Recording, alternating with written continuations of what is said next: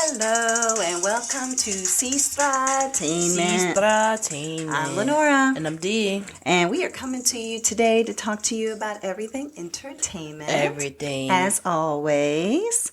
And so I am going to go ahead and start this go around. All right. And I am going to talk about first and foremost a show that is on Netflix that I was planning to just watch a couple episodes. And I ended up watching the entire season. Oh, you got stuck on it. And it's called Is It Cake? Oh, yeah, a lot of people are talking about this. Yeah, so I just was kind of going to check it out to just see, okay, like, is it something interesting? Is it something that, I really want to look at or check out? And lo and behold, it just captured my attention. So it's on Netflix. It was listed as one of the top 10 shows on Netflix. And they, what happens is you have contestants, 9, who need to determine if what they are seeing from, probably 20 feet away is cake or not cake. And they themselves are phenomenal kind of illusionists when it comes to making cakes themselves. And so basically the way that the show goes is that they have to tell the difference between the real cake and the fake cake, or what's a real product or a real thing.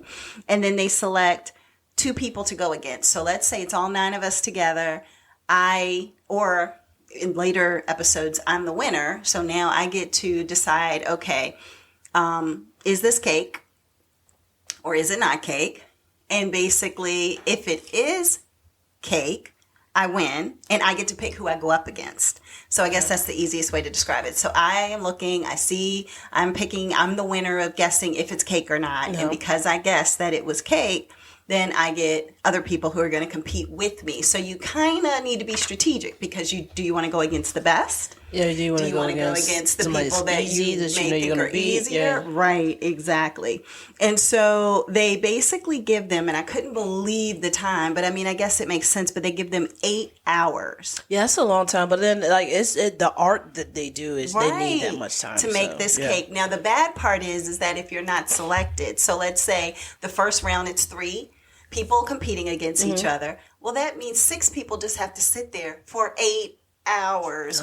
And so basically the judges, they kind of come from everywhere. So I don't know, it's a mixed bag of people who they have on here as judges. Like, oh, you in LA? Come by and judge this cake. Competition. Stop by. Because I almost feel like maybe it should have been people who were professionals or, know a lot, the cake boss or something like that. But it was just randos that they picked. One was a TikTok star. You have people who are, Finesse, for example, the comedian. Finesse Mitchell. You might have, it's just a random group They just of pick people. Right. And nobody knows anything about cake. They don't know about cake other than, I guess you don't really need to from a 20 feet away looking at a cake to see if it's cake or not. Because it's a guessing game. Because it's a game. And then the taste of it, I guess anybody can decide if it tastes good or not. But then you know that your decisions being a non-expert are going to be things that are going to potentially stop someone from winning money. Yeah, true. So that's not a good thing. No. So anyway, so they make it in 8 hours. The judges look at the cakes, like I said, from about 20 feet away. And they get to, while they're making their cake, go and pick decoys of things. So let's say it's a purse. So I'm making a purse, but I get to pick from these decoy purses to say, okay, which ones have some imperfections or some things that would make it look like it could from be a far away that it cake. could be a cake. The judges have 20 seconds to decide collectively. So, wait, are the judges there for all 8 hours? No, the judges just come in for the cake. Okay. Yep, they come in at the end, and then, no, good gosh, no, I would hope not. That would be horrible. That would be horrible.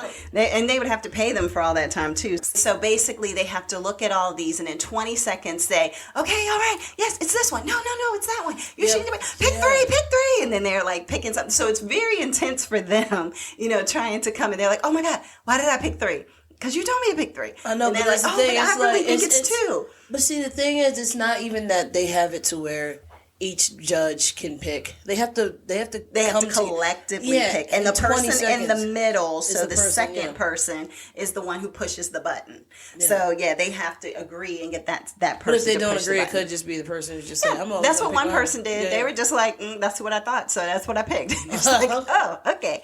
So the thing is that if you pick correctly, so I'm the judge, I pick correctly. Then what happens is that person, luckily, doesn't have to, they're not out of the competition. They could be the number one winner. They're going on through the bracket. Right. Well, no, they can just win that particular competition itself for $5,000 potentially. Okay, so I'll explain it a little further, because you have 3 different people making cakes. So it's where the judges don't get any of them right. They don't guess any of them right. Oh, wow. So when they don't guess any of them right, and they're like stumped on all of them, and they're just horrible guessers, then what happens is that each of the 3 contestants gets to go up to their cake, and they like fake them out, like, oh, this is the one. Nope. This is the one. Yeah. So then finally they cut into it. And so that they can see, oh, wow, yeah, you did an amazing job making that cake. But if you lose and they guess your cake, you have to go. They'll cut it, because the guy has to cut it anyway. Yeah. And I forgot Mikey. I forgot what his name is. Mikey Day off. Mikey Day. I think off of Saturday Night Live. He's the host. Not a fan, but he's okay. But he's just so over the top that it's a bit much for me. And a lot of people that are younger need to know that he's also in Wild 'N Out, because a lot of people. I was like, oh yeah, the guy from Saturday Night Live. They're like, what? Like, the guy is like, oh, yeah, from Wild 'N Out. I'm like, oh, I had no idea he was even on Wild 'N Out. But okay. I didn't either. Okay, there you go. So, so he's on there, a little extra, but, whatever. So when they say, oh, it's number 2, then he'll slice number 2. If it's number 2 slices, the contestant loses. If number 2 doesn't slice, then, hey, you stomp them. So basically, if you do lose, however, and your cake has now been sliced, you have to go up and serve the judges your cake so that they can taste it and all of that. So like the loser has to serve the cake and sit on the bench. The first round of I think it was like 3 rounds of 3, no one got eliminated.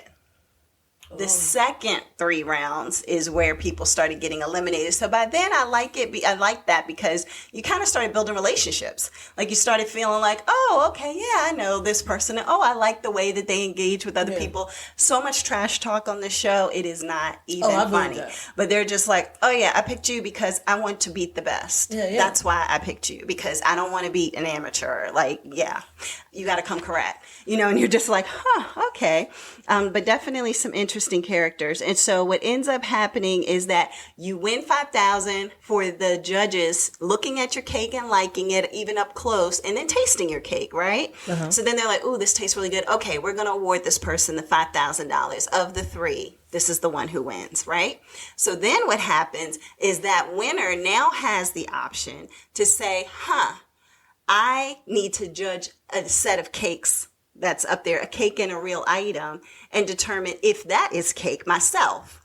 So what happens is they win 5, but there's another 5 on the table. So now as the winner, I have to, from 20 feet away, judge, is this... show has so much going on. It has different layers. So it's like, is this a real cake or is this... So it has money coming out of a purse. Money coming out of a gift bag. Like a piggy bank or something? Money coming out of a piggy bank. Money coming out of a cash register. So they do all these different things. And if you can guess, is it cake, then you get now $10,000 for winning that one episode. If you don't guess, then that $5,000 rolls over to the next episode. So there was one time where somebody guessed incorrectly, and that $5,000 rolls over with the $5,000 from the next episode. So the next episode, somebody could literally win $15,000 because you can win for being number 1. And then when you have to figure out if it's a register or something, you can win $10,000 now. And if they didn't guess it right, now it's going to be $10,000 going to the next episode. So it kind of gives them the opportunity to win in different ways and different levels. So I would say, like I said, I wasn't planning to watch as many episodes of it as I did, but as I started watching, and I was like, it's 30-minute episodes. They're pretty quick. They're pretty easy. I'll just go ahead and keep watching. And, the artistic ability of these people. That probably what keeps you wanting to watch it is like how these people do that. Like, how do you do this? And you're seeing them as they're sculpting and creating and figuring out cake. colors and textures, and this one's going to have funfetti icing and funfetti, but then it's going to have a raspberry cream whatever in the middle, and this one when you cut it, it's going to spill out. These people are so talented, though. Yeah, and they've made things like, just to put in perspective, elephants, fruit. Yeah. Like one guy made a vegetable stand basically, which had like asparagus as cake. Like you just cut it in as cake. Somebody else made a bucket of sand cake. You know, you have purse cake, bowl and pen cake. You have just everything that you can almost think of. They have various topics per show. Yeah. So it's like things at the beach, things that you do for entertainment, different kinds of things that you can carry, like purses and bags and things like that. So it's just always different things to kind of pick through. So things, like different kinds of mixed drinks and just different kinds of stuff. It was pretty interesting. Yeah. So I think that the thing that would make me want to watch it is just how the people would be able to, like, seeing if people can pull it off to make it look like it's actually the object. Right. And the other thing, too. Like, I don't even care about the competition part. Right. But how realistic it looks. And then how do they make it so realistic? And when do they choose fondant over when do they choose icing? And yada, yada, yada. And one guy, his hands were just cramping up so bad. He was like, oh, my God. Like, I've been like rubbing and mixing and kneading this fondant for so long, for so many hours, that my hands are starting to cramp up and I can't even do the work I'm trying to do. So then the clock's running down. They're getting down to the wire. There might be a situation where you thought your cake or they've even made like stuff that looks like one guy made bread that looked like, that was cake that looked like bread. Like a loaf of bread? Yeah, like challah bread, and then what he did is he said, it'll be really neat if I can put like the paper over top, like this clear paper over top of the bread, but that has to be edible too, because then they won't pick that one because they won't think that somebody made the paper. And lo and behold, maybe they did, maybe they didn't. Well, no spoilers here. But anyway, lo and behold, how it looked was perfection. Perfection, just clear. How are you good at baking and an artist at the same time? Exactly. So anyway, that and was who would have even thought about putting those two together? To be like, you know what? I can make a cake that looks like a light socket.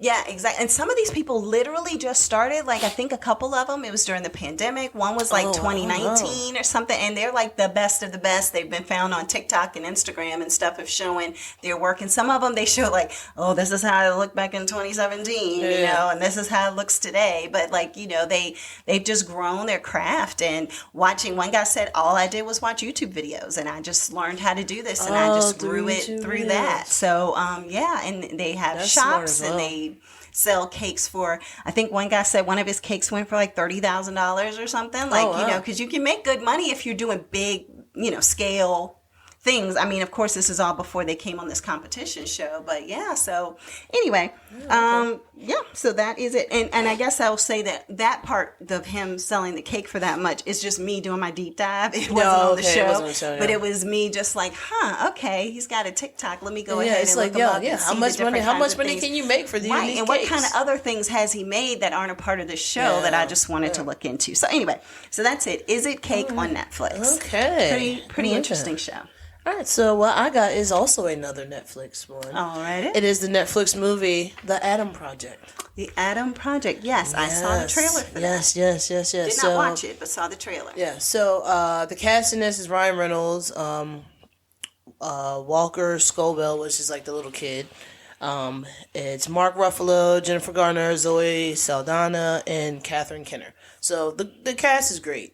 Okay. The only thing I will say is that it is giving me Guardians of the Galaxy vibes. Guardians. Oh, okay. Yeah. Interesting. Because I mean, like the music choice, same thing, same kind of like that kind of time. Hooked on a Feeling. Guardians like of the Hooked Galaxy. on a Feeling. They played that like 3 times. Oh my goodness. Yeah.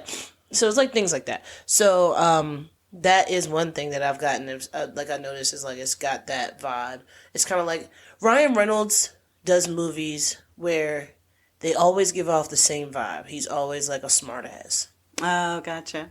And like he always has like the Deadpool kind of thing in his movies. But yeah, so just to talk about the Adam Project. So it's Ryan Reynolds is from the future in 2050. So he crashes a ship into like the past, his past, which is our present time. Okay.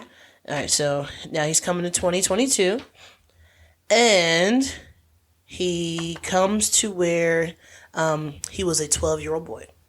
So he comes from the future into him seeing himself as a 12-year-old boy. A 12-year-old boy. Okay. So when he sees this little smart-ass 12-year-old of himself, he goes into the shed and sees like the little 12-year-old's like, what is that sound? And like looks in and then he sees a man inside of the shed and it was like, but there's like a secret way to open the shed because like the door is broken. Mm-hmm. So and then he was like, I've never seen this dude before. And like as he's questioning the dude, like where he came from, like who is he, and like the dog is barking. So like he's like, wait, you know how to open up the shed? How did you know how to do that? How do you know how to open up the how do you know how to close the refrigerator door? Right, where everything is. A trick. Yeah, right. Yeah, and like as he's doing that, then the dog is in the back barking. And, like, the dog is barking loud and, like, crazy while they're, like, spouting off stuff back and forth, back and forth. And then both of them simultaneously, just, like, they just turn around and look at him. They're like, Hawking, zip it! Together. Yeah. And then they turn back around and look at each other.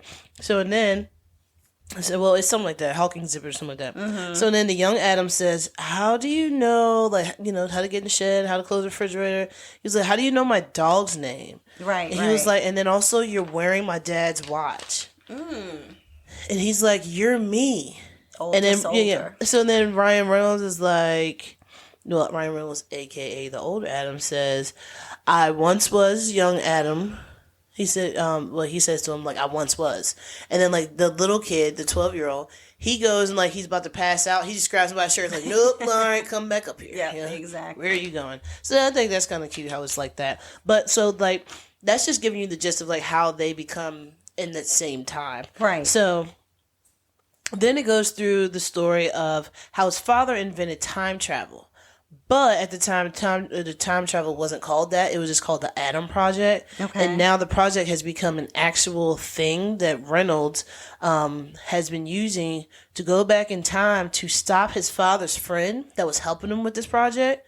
Because she is using the project for her own benefit. So she's like now the villain, and that lady is played by Catherine Kenner. Yes. So, but Catherine Kenner has killed, and like she's the villain. Like she's like, I don't care, I'll kill anybody. Interesting. Yeah, because everything is for her benefit. Everything's for her. So she just takes this whole thing that they worked on together, and now she's just become like an evil villain. So now, as she's going through this, she's tried to kill Zoe Saldana multiple times because she keeps going back into the future. Back into the past. And then, and Zoe Saldana is actually Ryan Reynolds' wife. She doesn't come into the movie until like later on though. So, the only thing that he's trying to do is stop her from using the Atom Project for her own benefit, because it's also going to stop her from killing his wife, who is Zoe Saldana.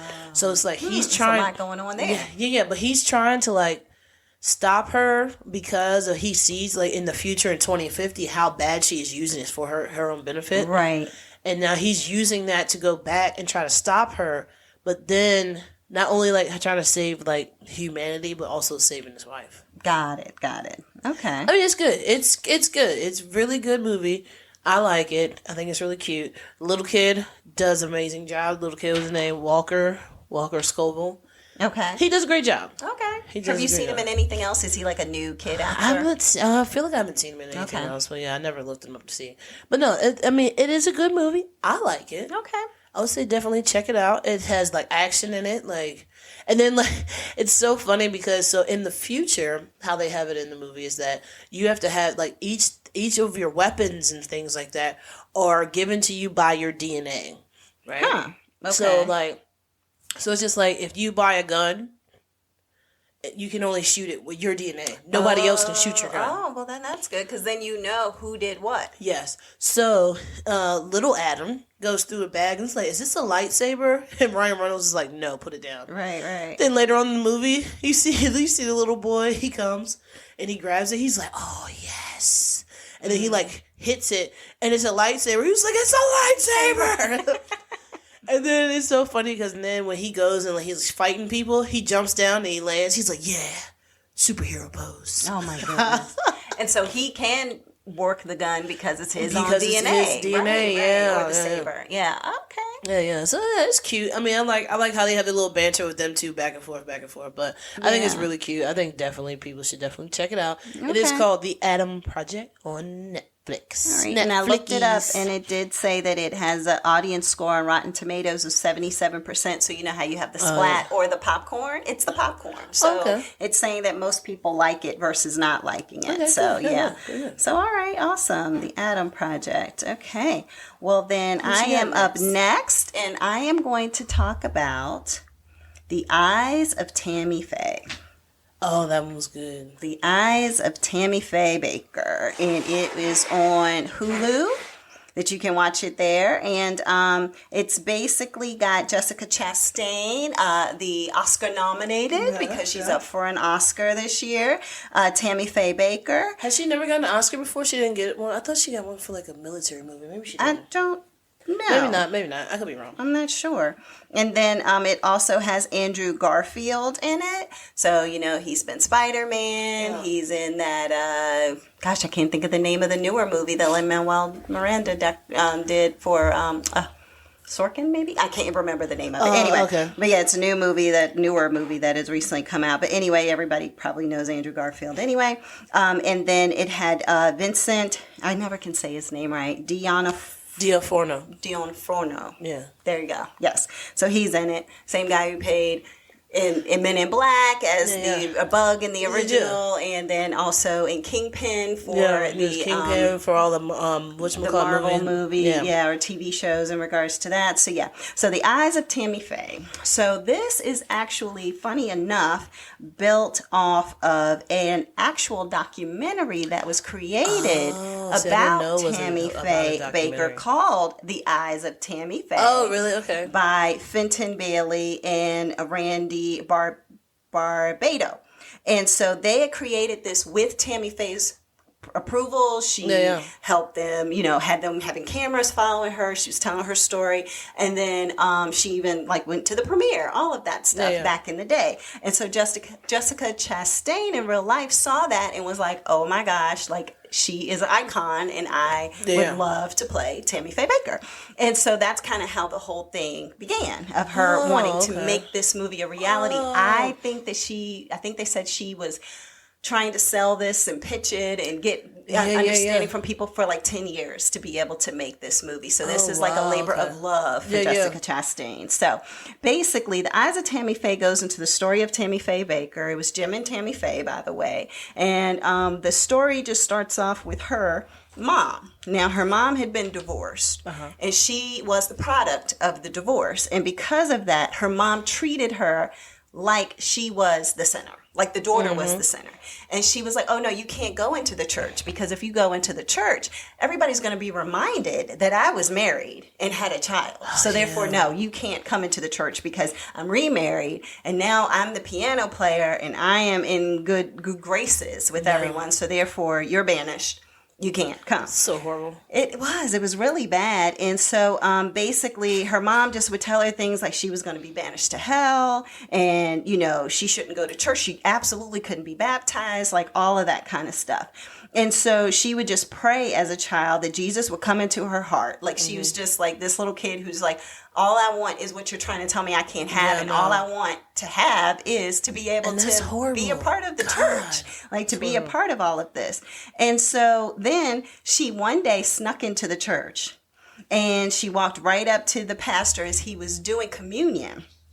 And so he didn't know who she was because nobody had seen her in the church. And her mom's playing the piano, so her back is to all of this. And lo and behold, she comes in, she takes the communion, and she starts speaking in tongues. I think it was just an overwhelming experience for her, to the point she starts speaking in tongues. Her mom, mortified, stops playing the piano, rushes over, what are you doing? Why are you here? And the pastor and other members of the congregation were like, no, stop. This is the Lord. This is a miracle. She's supposed to be here. God has called her to be with us, and he's showing himself right now. And that was just huge, a huge moment, I'm guessing, in her life for them to put this in, the movie, but also just the fact that the first time she got to step foot in the church is a time that she actually got to participate and be seen as a blessing instead of a curse. And so we moved to her meeting Jim Baker. So basically, funny enough,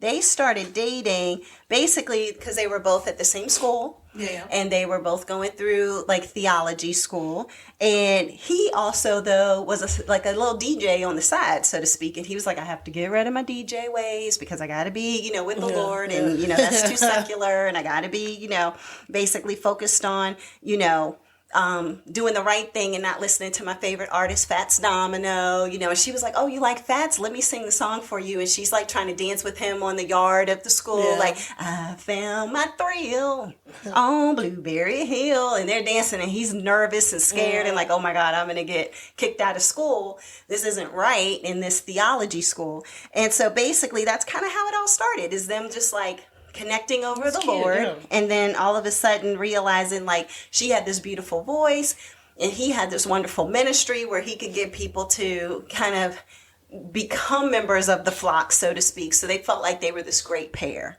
That's the easiest way to describe it. So they got married pretty quickly. And he did share a story with her that he was in a car with a previous girlfriend and why he gave up the music and everything, because Fats Domino was on the radio and he was distracted listening to that with his girlfriend in the car. I don't know if she was distracting him. I can't remember, but he said that he actually hit a little boy while he was driving. And because of that, he said he just prayed to the Lord, if you save him, I promise I'll let all that secular stuff go. I won't listen to the music, all of that. And so lo and behold, the boy lived. And therefore he was like, okay, I'm done. I'm going to live my life serving the Lord. Right. Exactly. And so they got married. Her mom, still critical. Her whole life, basically, for the most part. As she started buying her mom like fur coats and things like that later on, she kind of opened up to her a little, but she was still, it's too much, it's too excessive. Why do y'all need all this space in your home? All of those kind of things. So as traveling preachers, she came up with this idea of having this little, I don't know, like a little puppet, like for a hand puppet called Susie Moppet. And she said that if she could get the kids to follow the Lord through the hand puppet, then the kids would bring the parents to church and she could save even more souls. Because she was truly, like, that was her focus. Like, she was genuine. I mean, from what I could tell. But then I think that was also like how she was. She was growing up and that's all she wanted. Is like, that's all she wanted. Was just to be a part of the flock and to be able to bring others through her music and her singing to the flock. So now that's what she's doing. She's just like, all right, so this is what I wanted to do. Now I'm going to bring people in this way. So, So then turn to Virginia Beach and them meeting Pat Robertson and Jerry Falwell. So Jerry Falwell was kind of like the big boss. And then you had Pat Robertson. And they were kind of more... well, I guess not even more, extremely... These are the 700 Club people? Yes. Okay. For Falwell, Falwell, yeah. So they're a little bit more limited in their thinking, where she was more like, hey, I'm a female, but I should be able to have a seat at the table with you men. And they were like, no, women need to be in the background and, we need to just talk to your husband. So, you come over here with us, Jim, and, she should stay away. But she would just drag her chair on up to the table and sit with them anyway. So then they made Jim feel like he couldn't control his wife. And, well, why is she over here when all the other wives are over there? And you really need to know how to, control. Yeah. So he came up with the idea, Jim Baker came up with the idea of the 700 Club.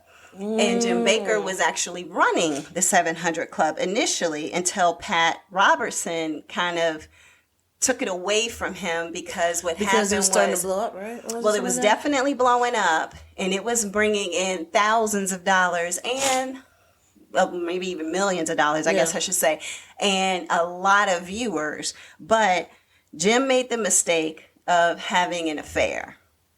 And so he had an affair with Jessica Hahn, which some people remember that. If you're at a certain age, over 40, you might remember the name Jessica Hahn. There were songs about her, everything. Like it was. So she was like, was she like the Monica Lewinsky of preaching, the Christian evangelistic world. Yep.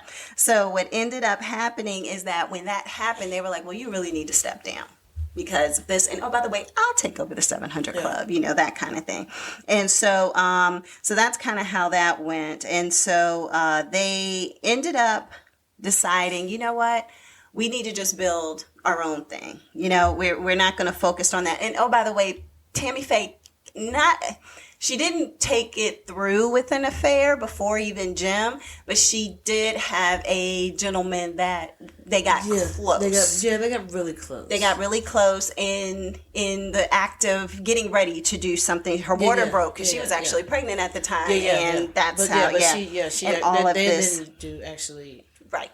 Yeah. There was nothing that actually happened other than kissing. Yeah. There was no penetration. Well, okay. And so that's what it is. So basically what ends up happening is they came up after they kind of got banished. They decided, okay, we're going to come up with the Christian, what was it called? Oh, the Praise the Lord Network. I'm sorry. The Praise the Lord Network was what they came up with when they left the Christian Broadcasting Network. And that was Pat Robertson's network. So they created their own, and they covered all types of topics. I mean, even penile dysfunction. She was sitting there with people with gay, AIDS, whatever. No, she was talking to them. She would talk to everybody and be like, look, how do Christians stay together if it's not for them being able to be intimate with each other? You know, how is it that somebody who has AIDS is being treated in such a way when we say as a Christian people that we are welcoming of everybody and we're wanting to support, and, you know, God loves everybody. So she was very much on that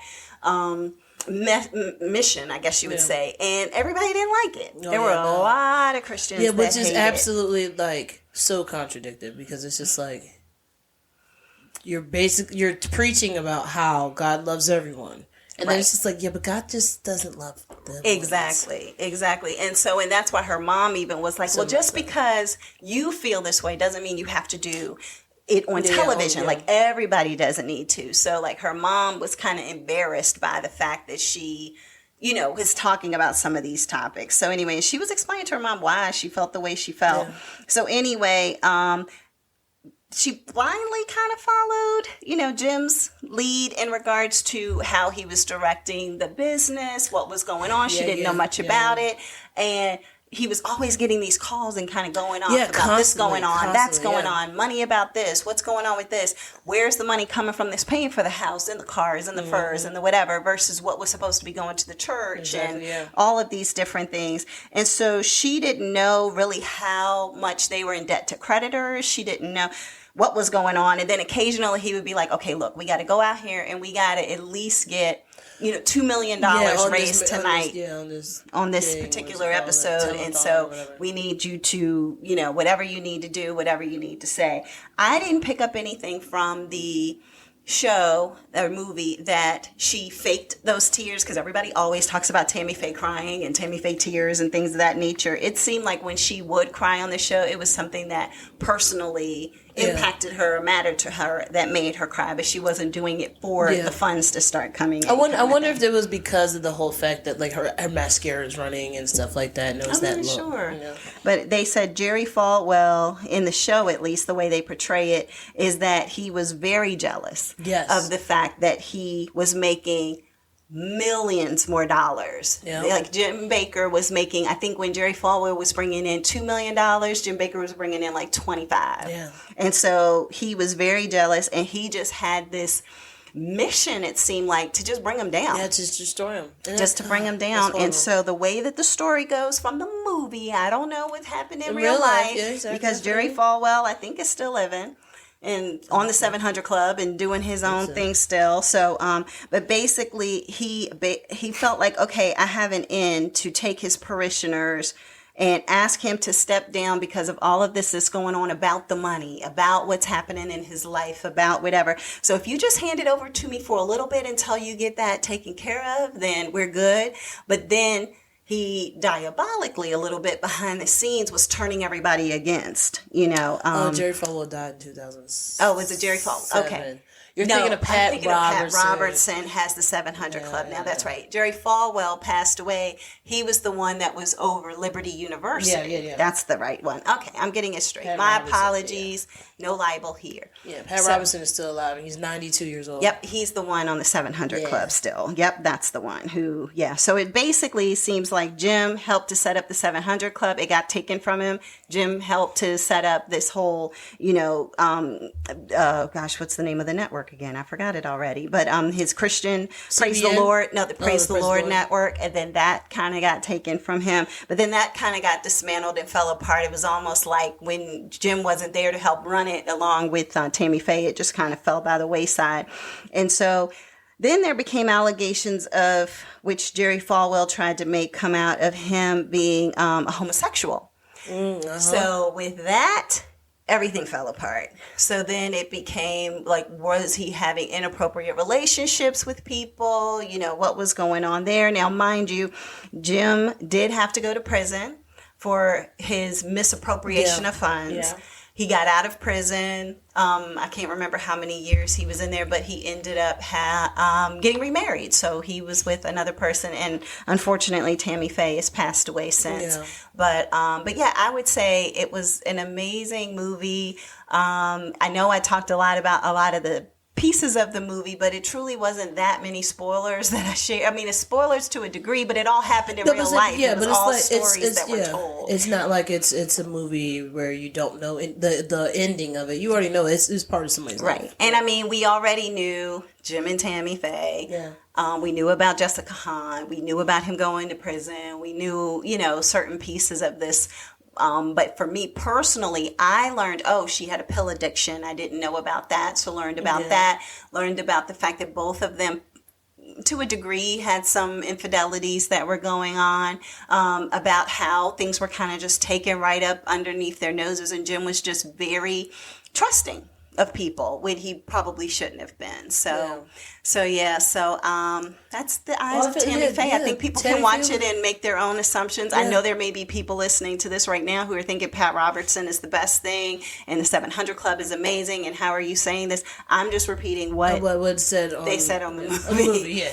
If it's it true or not, nothing to do with us. I don't know, but I can't imagine they would make a movie about those types of things, and also 2 movies because the other one is The Eyes of Tammy Faye too. So but that was like a documentary and a movie, right? Exactly, about the different things that have taken place, and so. But that's it. The Eyes of Tammy Faye on Hulu. Very good movie. Hulu. Is it on Hulu or is it on HBO? It says Hulu on there. Hulu? Okay. Right. I can't remember which I watched it on, but it says Hulu. Watch now. Okay. Okay, cool. Because I couldn't remember if it was HBO Max or not. But yeah, I guess and then, some of these things, it shows up in a bunch of different places, like that one that we watched before where it showed up in multiple places. So, yeah. All right, cool. All right, your turn. Thank you for that. All right. So I'm going to talk about this weird movie that I watched. It is on Amazon Prime, and it is called Master. Okay. All right, so this is the movie with Regina Hall. Gotcha. I don't know if you would know the other person, but the other lady who is on this, she's a young actress. I've seen her on things before. She was on, what's her name? Her name is like Zoe Renee. Yeah, Zoe Renee. I've seen her on other stuff before. The TV show called The Quad. It was only on for a season. So. I remember seeing something on it, but I never watched it. And then she was on the Nancy Drew movies and stuff like that. So she's a young up and coming actress. She's really good. She's really good at acting. Okay. But so with this movie, it's so weird. Oh my God, it's so weird. Okay. All right, you have been picking some weird movies lately. I know. So it's like a horror movie, but it's a horror movie, but it's a horror movie. It gives you the vibes of Get Out. Okay, makes sense. Yeah, very Jordan Peele-ish. Okay. All right, so not to give too much away. Okay. But it's a story about a tenure teacher in New England at a predominantly white college called Ancaster College. Right? Okay. And a black female who's a freshman that is extremely smart and talented, but they are both dealing with crazy disturbing experiences.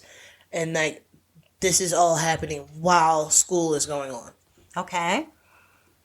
All this stuff is happening at the school.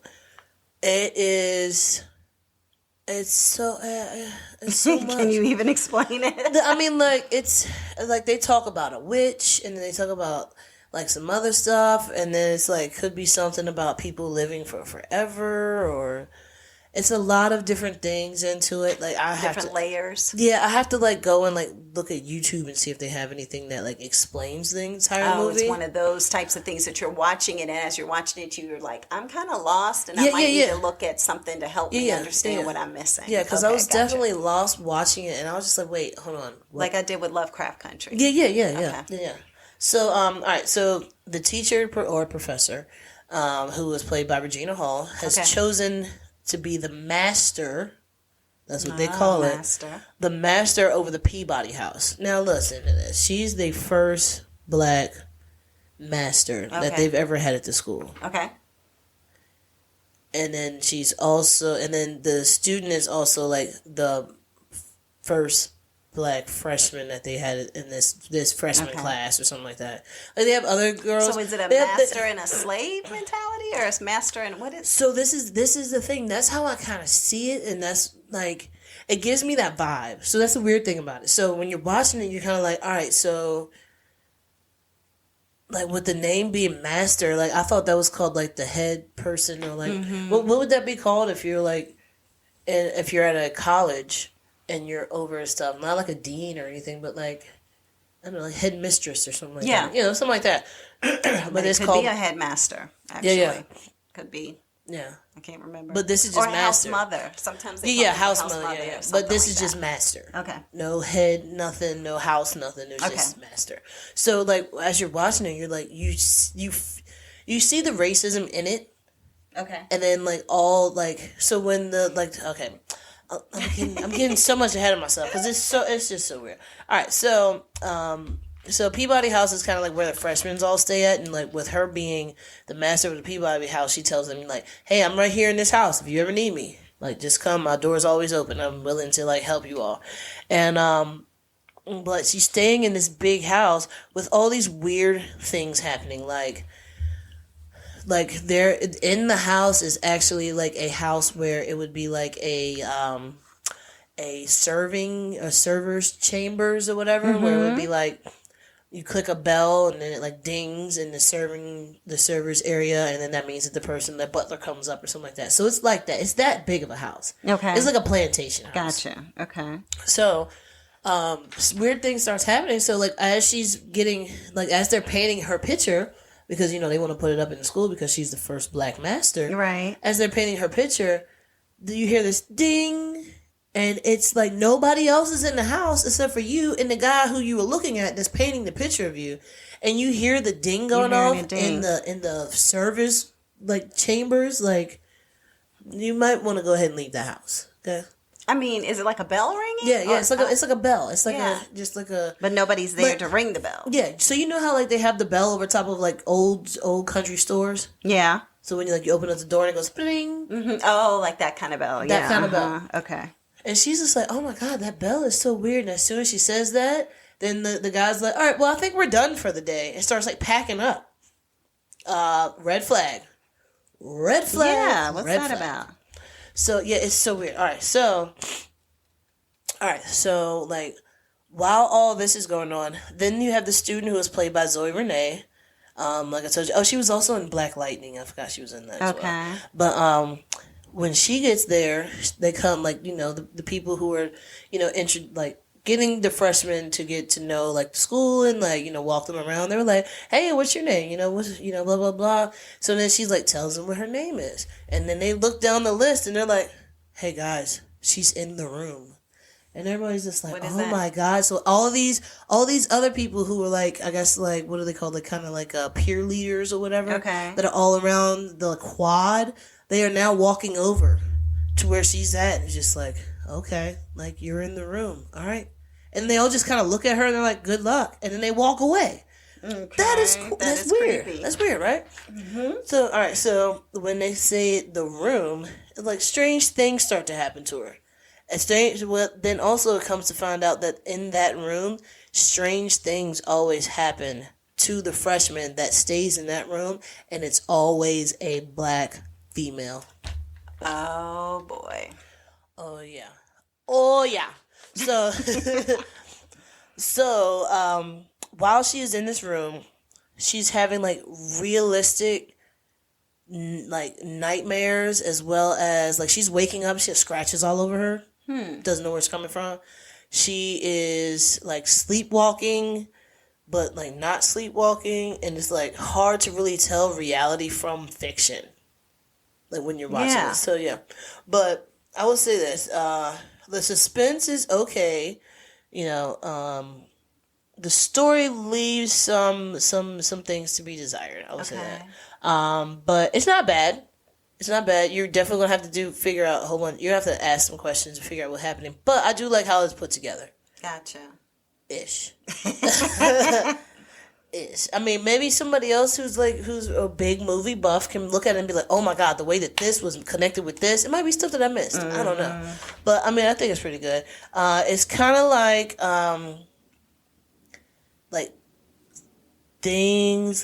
things happen and you don't always get it. Like, all right, so like, you know how life is. The movie is just like this. It's like life. Okay. You know how things happen for a reason and you don't even know why it happened. Yeah. There's no explanation. That is this entire movie. Okay. So you watch it and you're just like, why did this happen? Why did this happen? I don't understand why this happened. And then next thing you know, movie's over. And you're just like, but I still don't know why this happened. But it's just like life. You know. But yeah, so check it out or don't. You know, just watch the trailer. Up to you. See if it piques your interest. You know, I think that it was pretty good. I don't think it's the best movie ever made, but I mean, I do think that it's pretty decent. Pretty decent. Yeah. Awesome. And repeat it again. What is it called? It is called Master on Prime Video. Prime Video. All right. Sounds good. All right. My last one of this week is Beanie Mania. I thought you were going to say Beanie Man. I know, right? Beanie Man. Do some reggae. Yeah. No, Beanie Mania on HBO Max. Okay. And so, for those of you old enough, you probably remember the Beanie Baby craze. And absolutely. I think I only had like 2 of them. Everybody wanted a Beanie Baby. Everybody was looking and searching and everything. Well, lo and behold, Beanie Baby started by a guy named Ty Warner. He was starting his own company, and that's why it always had Ty on the little heart-shaped that's what flag. It's like. I thought it was called Tyco. Isn't that the company? It's Ty. I know it's called Ty, but I thought it was like Ty. Well, it's company. Ty Warner's company. Okay. Yeah, so but it was Ty for his name because his name was Ty, and so that's smart. Basically, yeah. So they just said that Beanie Baby started where he was just like, look, I want to have something that is going to be limited. Meaning, I am going to only have 12 of these go to only small mom and pop stores. So it's only going to be 12 that show up at every mom and pop store. I am not going to Walmart. I'm not going to Kmart at the time. Target. I'm not going to Toys R Us. I'm not doing any of the big box brands. With those people looked at him like, you're crazy. Like, that's how you could sell millions. And he was like, no. Because I am just going to sell. Well, the thing is, this is the weird thing. I'm going to sell these, and they're only going to be like $8-12. They're not super expensive when he sells them at the stores, but he wanted to create an environment in which it was like, but you want to have it. Like, you got to go searching for it and you got to find it. So here comes some suburban house moms who live in a little cul-de-sac. 5 women who decide, you know what? Our children want these. And my daughter sees that her friend has the lobster Beanie Baby. So now I have to search all over town. There was no internet. Only phone books. So you're calling different stores. Hey, mom and pop store. Hey, little like Hallmark store. Hey, this, hey, that. Do you happen to have the lobster? Do you have the lobster? You're going all around town looking for the lobsters. So then they realize, like, we need to create almost a way in which we can get as many of these Beanie Babies as we can. So it started off with the kids really wanting them for the kid. And then in the documentary, because this is a documentary on HBO Max, if I didn't say where it was, but the daughter was like, and then mom just got obsessed. It became like her own thing. Yeah, then it was mom's thing. Yeah, so these women just started like, okay, well, I'm going to go in this city. Maybe you can go the next city over. Like, they were just doing this, and it was almost like a competition. It wasn't even... They didn't have jobs, did they? They were all stay-at-home moms. Yeah. But they talked about how, like, oh, no, I was an engineer. I was in IT. I worked for People Magazine. Yeah, they had to step down I did that. And some of the people, mothers now, right? No, not everybody stepped down, but a lot of them did step down and became moms. And then they were like, well, I have to have something to occupy my time. So therefore, they started, literally, the 5 women started the Beanie Baby craze. Okay. All over the United States. 5 people. Where are they from? You know where they're from? All were from Naperville, Illinois, which is right outside of Chicago. Okay. So they were like tiny town, probably not much going on. So therefore, this is what they did. So basically, a big impact on the whole U.S. of it. What they did is that they started by just going, okay, I'm going to go get these, right? I'm getting them to collect. Most of them weren't even trying to get them to sell. They were getting them to collect. Why? Because they were so elusive. That was going to be their hobby. That was going to be their payday, because some people were like, look, I'm collecting all of these. I want to have 100 so that I can sell them all and pay for my kids' college tuition. Oh, okay. I'm going to collect them all to do this. And on the secondary market, the black market of it probably back then, was where everybody was making all their money. Yeah, so it was like, oh, yeah, let me go ahead and sell these on the secondary market. So I bought it for $8, but I'm selling it for $300. Yeah. I bought this one of Princess Diana when she passed away. It was a purple Beanie Baby that had like a yellow rose on it, and all the money and proceeds went to her foundation and all of that. But it was during the craze, because this was all in the mid-90s. And so it ended up being that they, made this Beanie Baby, and that was so impressive that could have gone for $800 or $1,000, But again, you're only buying it for a smaller amount. And so everybody was trying to figure out, well, is Time Warner making money off of all of this or what? And you have to think, even if he's selling them for $12, he's still not making money off those ladies. Millions and millions and millions of them, because guess what? He started off with like 9 different products. Yeah.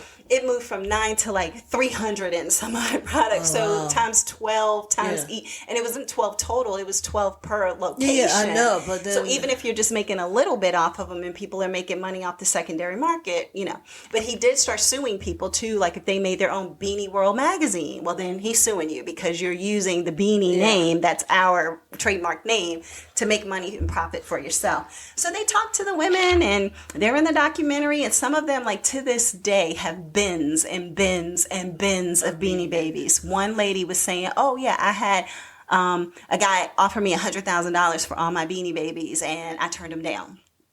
And she was like, okay. So anyway, so basically it all started with them going out, trying to find them all, and creating this frenzy, going on talk shows. And then when the media got involved, hearing them on these talk shows talk about these Beanie Babies and how they saw that it was going to be a future cash cow. Yeah. Then all of a sudden, everybody was like, oh, I got to find them. I got to do this. And you had people who, one lady, she just went to buy them. She said, oh, if I found 15 of them, I bought all 15 and I was selling for $300 a pop. Like, I didn't keep any of them. That wasn't hustle, even, yeah. That wasn't She's just even like, I'm just trying to get the money in and get the money out. Exactly. And so the Thai guy, when he first started selling them and everything was going well, he was like, all right, everybody, the first year, I'm going to give you all great bonuses. Like, this is amazing. Everybody's doing such hard work. Second year, he paid him in a Beanie Baby that literally they said cost him like 35 cents. And he was like, here is your Billionaires Club Beanie Baby. He was just an arrogant, cocky millionaire guy. And so he was like, here's your billionaire. So the first year he gave them great bonuses, money, the whole 9 yards. Then it was the Beanie Billionaire Baby. And this. But were these Beanie Babies that were only given to people that work for the company? They were only given to people that work for the company, so which you could sell. However, he personally numbered each of the Beanie Babies so that if you sold it, he would know who sold it. Oh. So they were having his own team scour the internet to ensure people weren't selling it. So the one lady who was just doing it as a cash project and didn't save any of them, she said those employees started reaching out to her saying, I am an immigrant, don't really speak English. I need to get this money for my house to pay for furniture or whatever, pay my car note, my mortgage. So I'm going to give it to you.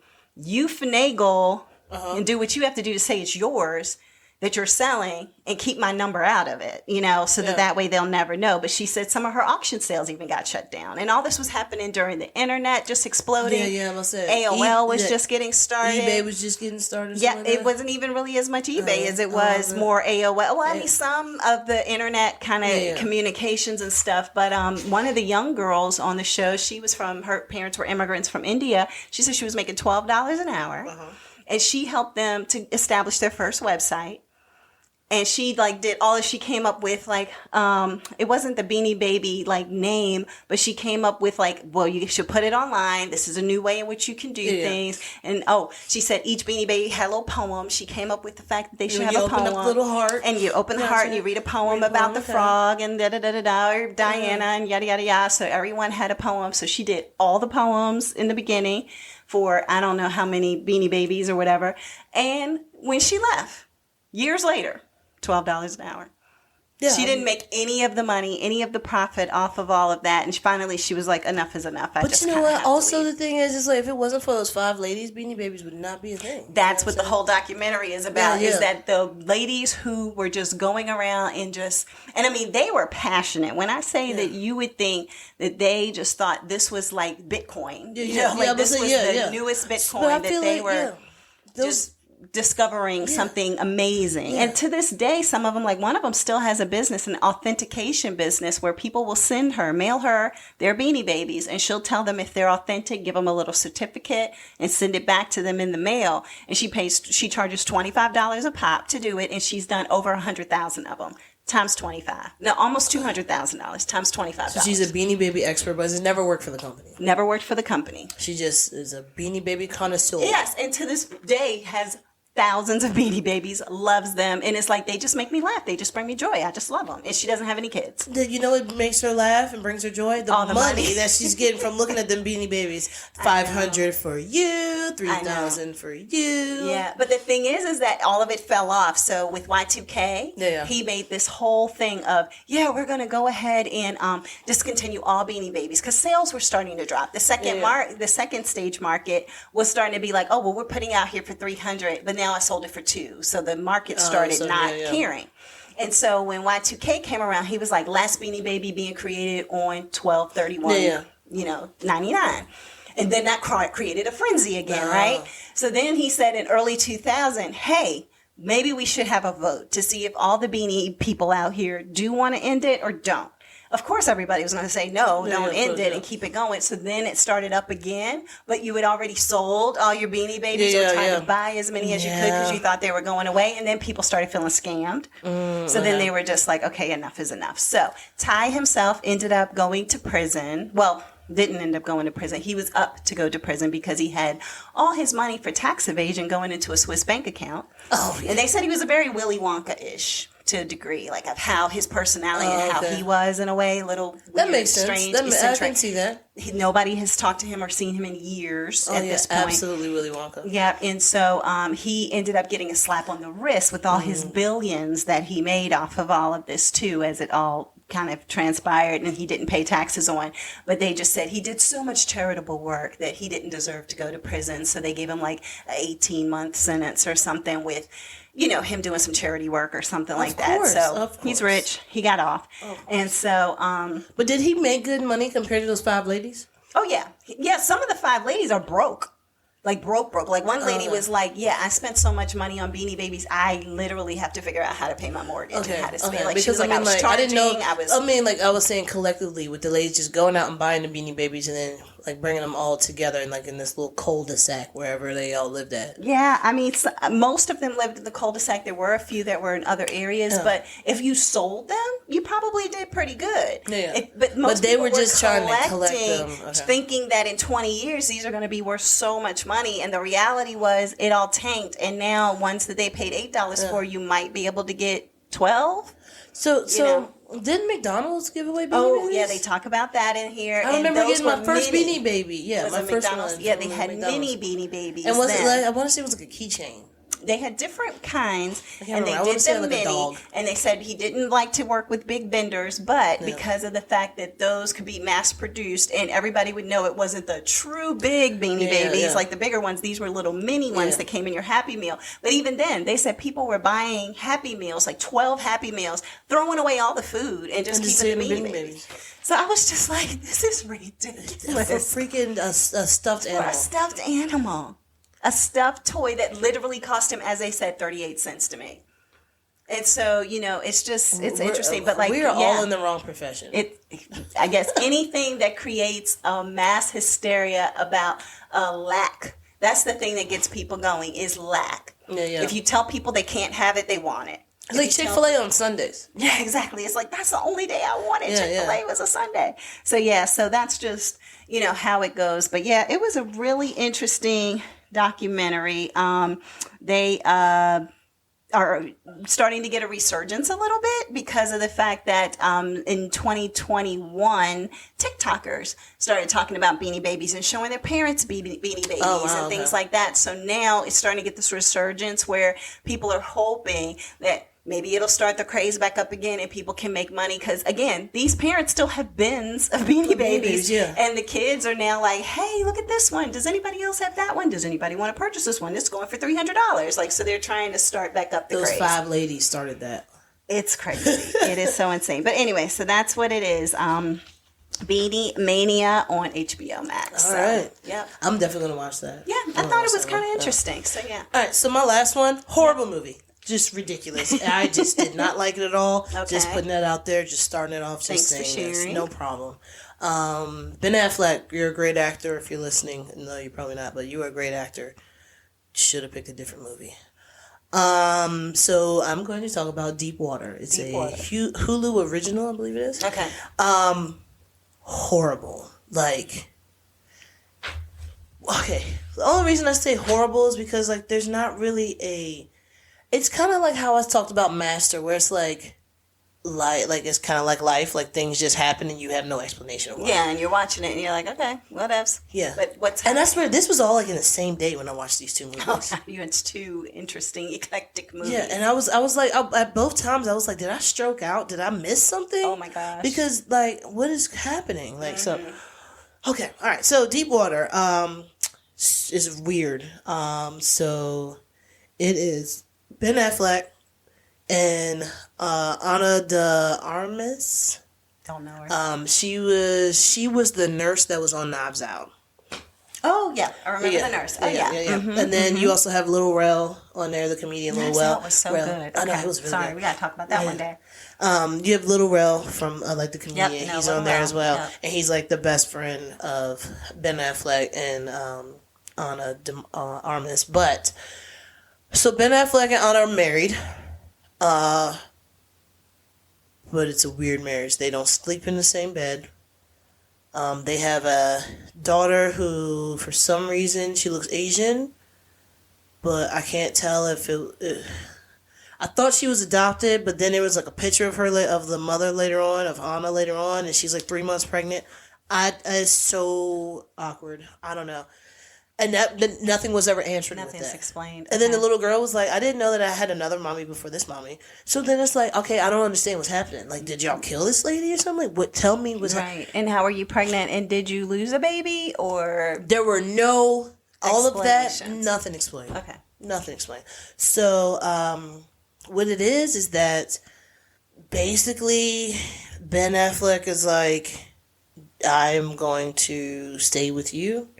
And I'm not going to divorce you. I don't know if it's something that they have written up in, like, maybe some kind of a contract, prenuptial agreement. Yeah, prenup or something like that. I don't know, but he's like, it's cheaper to keep her, and I'm not leaving you. Yeah, so I'm not paying child support. And like he is a, I want to say like a rocket scientist, basically. Okay. And she does nothing. I don't think she does anything at all. Okay. She's just a stay-at-home mom who doesn't. Oh, she doesn't stay at home? No, she doesn't stay at home, and I don't really see her as a mom, but, like, yeah, anyway. She's all over the place. So she has a lot of male friends. So the movie starts when, like, you see them, and he's helping her get dressed and stuff like that.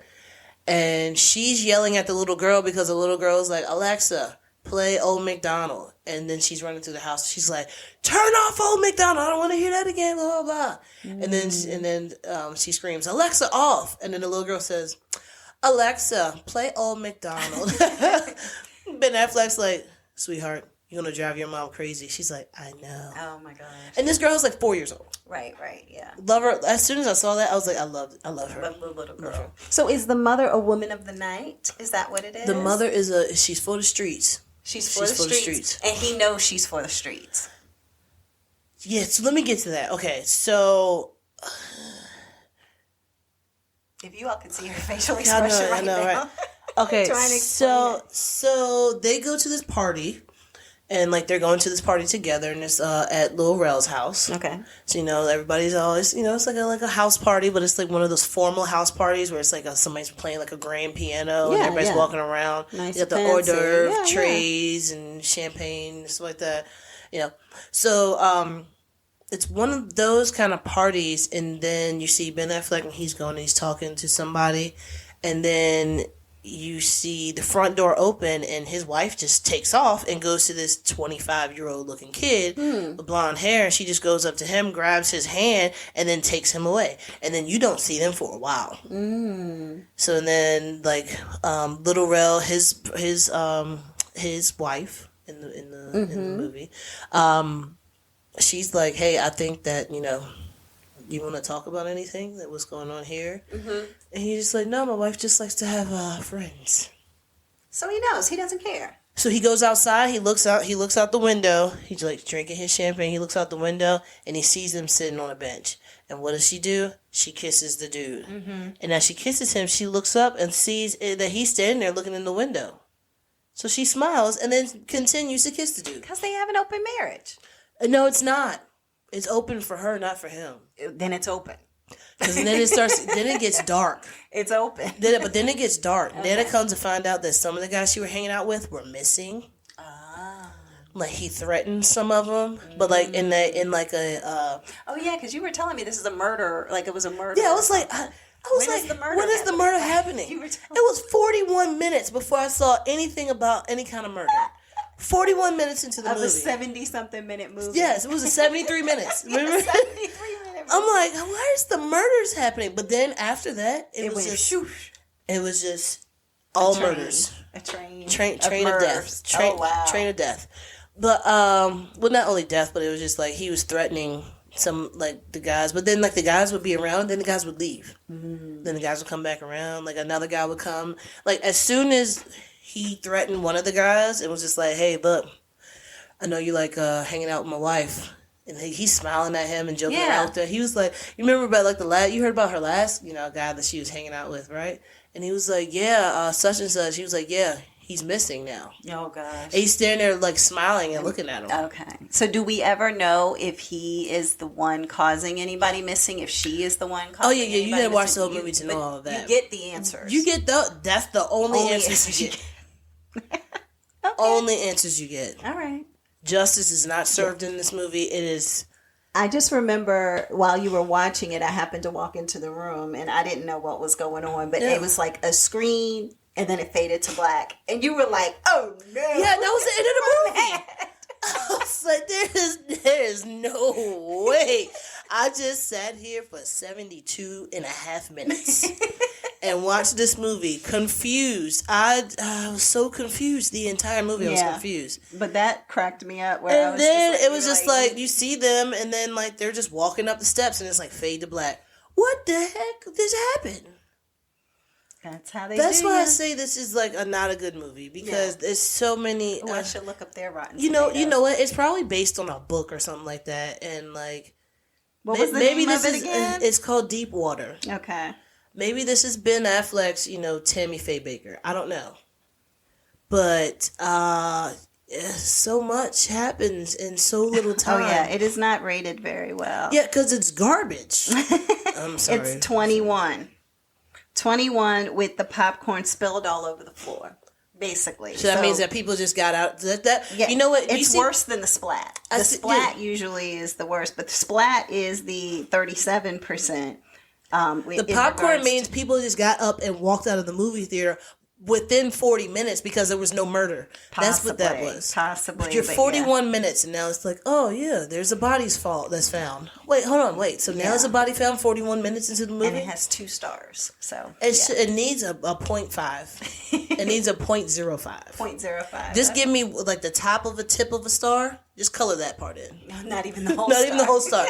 Just the tip. Give him a half a star. Yeah, okay. At least they answer some But questions. like, so he's just allowing her to have affairs, like, because he wants to avoid divorce, and I don't know why he wants to avoid divorce. Yeah. They don't never tell you anything about that. Right. Then she can just do whatever she wants to. Okay. And she stays with him. So. And what network was that on? This is on Hulu. Hulu, okay. Step your game up, or I don't know. No, because like I said, I watched The Eyes of Tammy Faye on Hulu, and I enjoyed that. So to each its own. It just there are some people who are going to watch that and be like, "That's my life." That's how open our marriage is. This is what we have going on. So maybe you never know. And I will go back and clarify. Eyes of Tammy Faye was on Hulu and HBO Max. You're right. Okay, I did Google. That's what I thought it was. When I went to HBO Max, it was showing there too. So yeah. All right, everyone. Another fun-filled episode of Sestra-Tainment. Thanks for joining us. See you all next week. Bye.